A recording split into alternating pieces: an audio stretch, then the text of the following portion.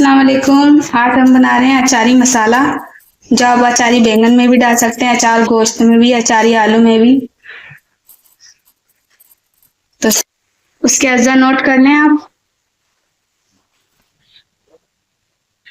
जीरा 2 खाने के चम्मच ले लें, ये वाले। इसको भून के कूटना है मोटा मोटा।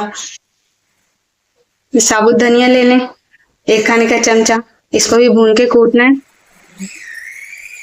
इधर आ जाए, ये सौंफ है 4 खाने के चमचे हैं, इसे भी भूनना है और कूटना है इसे।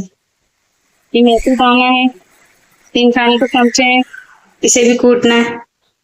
ये राई है, इसको भी मोटा मोटा कूट लेना है। ये पिसा गरम मसाला है, मेरे चैनल पे है, देख लीजिएगा इसकी रेसिपी। ये 2 खाने के चम्मच है पिसा, ये पिसा गरम मसाला 2 खाने के चम्मच है। कुटी लाल मिर्च ये 2 खाने के चमचे हैं। ये हल्दी ले लें 1 चाय का चमचा है। नमक 1 खाने का चमचा है। ये कलौंजी 3 खाने के चमचे हैं। ये कलौंजी ले लें। सिर्फ इस कलौंजी को छोड़ के इस सब को भून के और कूटना है, इन सब चीजों को। मजीद मसाले बनाना सीखने के लिए मेरे चैनल को सब्सक्राइब करें।